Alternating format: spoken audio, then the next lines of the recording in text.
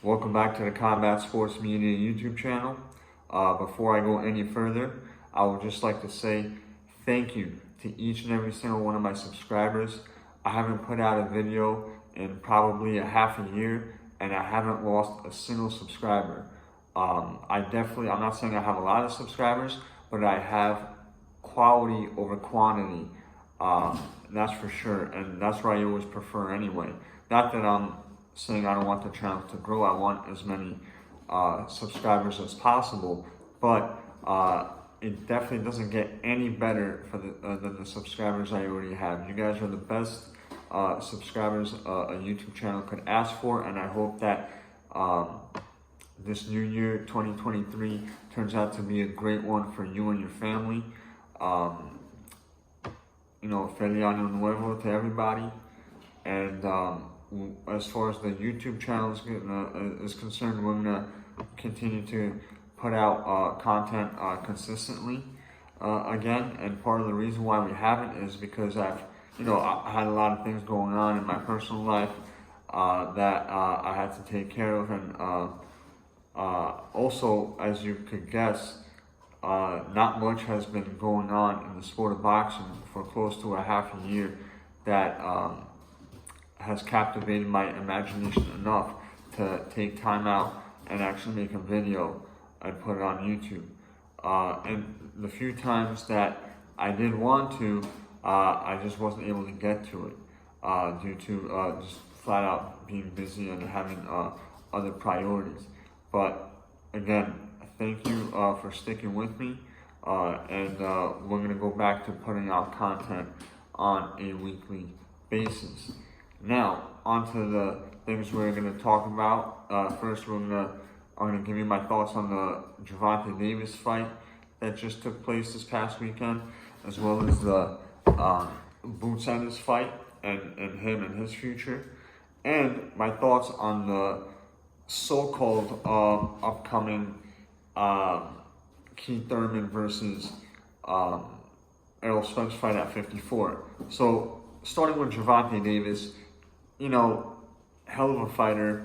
I can't help but notice and say how much like Canelo this guy fights. They fight exactly the same. And, he said that himself a few years back, and he's right. You can't get any more accurate than that. Gervonta Davis fights exactly like Canelo. And that's what the performance was. It was like a typical Gervonta Davis, Canelo-esque performance where he's down on the scorecards, but you don't really feel like he's in any real danger of ever really losing the fight or the fight getting out of his hands or out of reach. And you know that eventually he's going to catch this guy with a big shot and clean him out, or make him quit or what have you. And that's exactly what happened. I don't want to get too much about the fight itself, because we all know what happened and all that shit, but good for Gervonta Davis. I always thought he was a talented, explosive fighter. Now I just hope that the Ryan Garcia fight takes place, and that to me at this point in time is a 50-50 fight. I'm not going to make a prediction on that right now because it's not signed, sealed, or delivered, or even close to being delivered. And I still have my doubts on whether or not it's actually going to take place. I just hope it does. For me, that's the number one fight that I want to see out of anything else in the sport of boxing right now. In 2023, that's what has to happen. Gervonta Davis against Ryan Garcia. Gervonta Davis has missed out on too many key opportunities to fight key opponents, and it's hindered his legacy. So I hope this doesn't become another one. He missed out on Lomachenko when he was in his prime. He missed out on guys like Scott Quigg, Carl Frampton. he missed out on guys like, everybody, Mikey Garcia, Teofimo Lopez, the list goes on and on. He has missed out on everybody. He hasn't fought a single fight that the fans have actually asked for, as a matter of fact. So they're asking for this. I hope it happens. Going on to Boots Ennis. Look, before this fight, I already thought that he was a legitimate world-class fighter, and I still think that hasn't changed. However, I did see some glaring flaws. He's a fighter that relies too much on his physical attributes and his size over his opponents and his talent. I don't think he has the best IQ. Now, I'm not saying he's stupid by any means, but he's definitely not the smartest at this point in his career.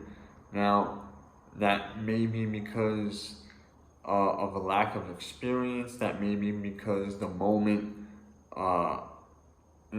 of him being on Showtime with a lot of people watching and all that shit, being on a big pay-per-view card, or whatever the fuck, that may have gotten to him.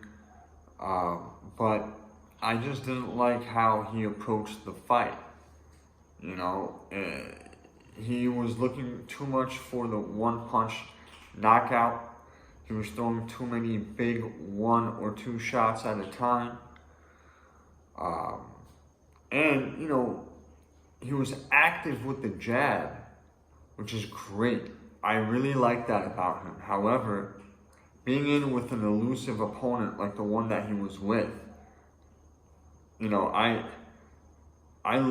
knew this like 3 months into boxing, is when you're in with a fighter or a guy that's extremely elusive, whether it's with his upper body or with his legs, forget about the head. Go and focus on the body, because the body is not going to move. The head is going to move. So, a great example is Paulie Malignaggi versus Adrian Broner. Paulie knew and felt right away that Broner is extremely elusive and has great defense and great upper body movement. Now, so he forgot about the head and was landing and throwing combinations to the body in that fight. Beautiful combinations. Obviously not every punch was landing clean, but he was getting great work done. And he won a lot of rounds, and in my opinion, should have won that fight. Now, Boots could have taken a page out of that book and applied it to this fight. After 2 rounds of saying, hey, look, I can't even land a jab consistently on this guy when I go for the head. Let me try jabbing at his chest. Let me try stabbing him in the stomach.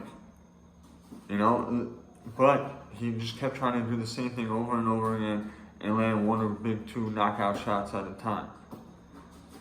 I hope he learns from this and improves off of this performance, mainly with just being a better thinker in there. As far as his physical attributes go, I think he's got it all. As far as his abilities are concerned, I think he's got a lot. He could certainly improve on defense or whatever, but the guy's a killer in there. So, it's part of his temperament to go after guys. So guys like that are going to get hit, and I have no issue with that. But he could improve on his IQ, and maybe that will come with experience. Maybe that's what it is. Because in the amateurs, you don't. It's a lot different. It's only 3 rounds, you know. So being able to navigate through a 10 or 12 round fight is a whole different ball game, and it's not something you get a chance to iron out in the amateurs totally.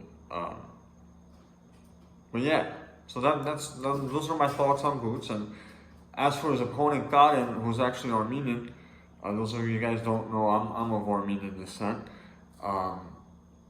He was a fighter with great potential as well, you know. And I think both guys are capable of doing great things in the future. Now, as far as my thoughts on the Keith Thurman versus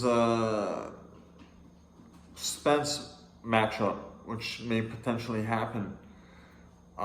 Look, it's going to be at 54 supposedly, and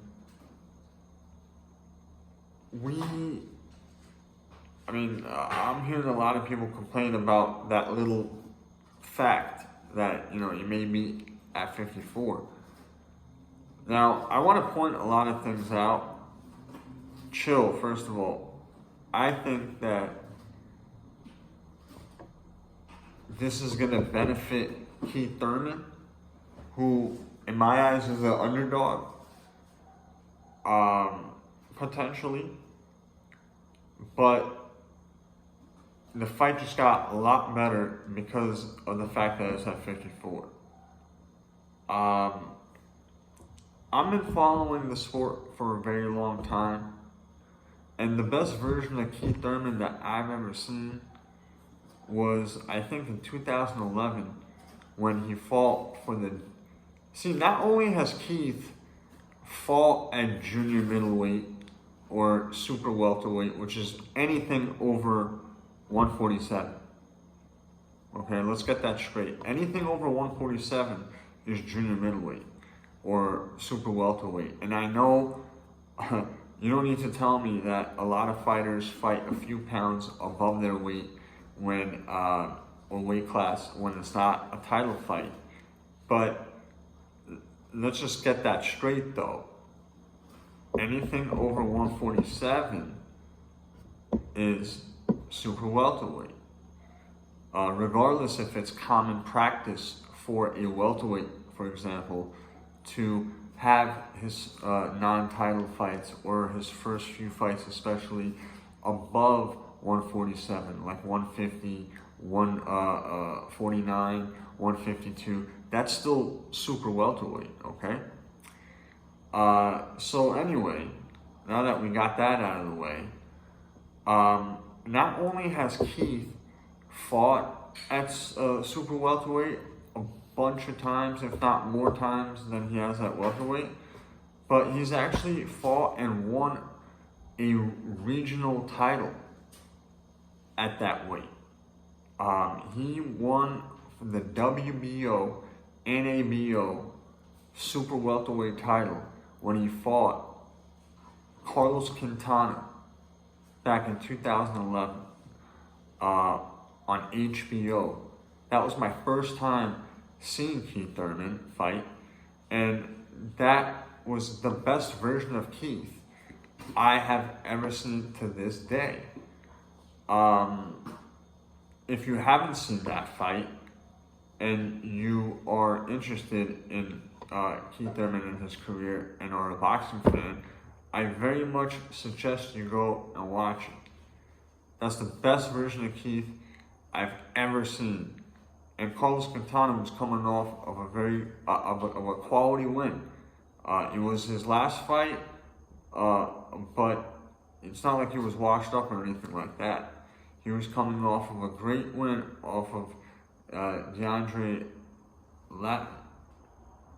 I forget his name, but it was on a pay-per-view. I believe the Floyd Mayweather-Miguel Cotto pay-per-view. He had a great win on that card, and he went into that title fight with Keith on HBO. So Keith is at junior middleweight, he's a lot more explosive. He's a lot more powerful, and his temperament is to be more flat-footed, come forward, and hunt the guy down and get him the fuck out of there as soon as possible. Basically, in many ways, the exact opposite of what we have at 47. So that's actually what happened with Keith. Is this whole one-time thing was happening when he was fighting at junior middleweight. He was consistently weighing in at 151 and 152. And he was getting these knockouts. And he got branded as a knockout guy. Now, when the time came for him to fight his title fights, I'm sorry. He, you know, when it was time for him to go, weigh in at 47, he just, everything completely changed. He became a backpedaler. He started using his feet more, instead of, you know, being more flat-footed and, you know, focusing on power and getting the guy out of there.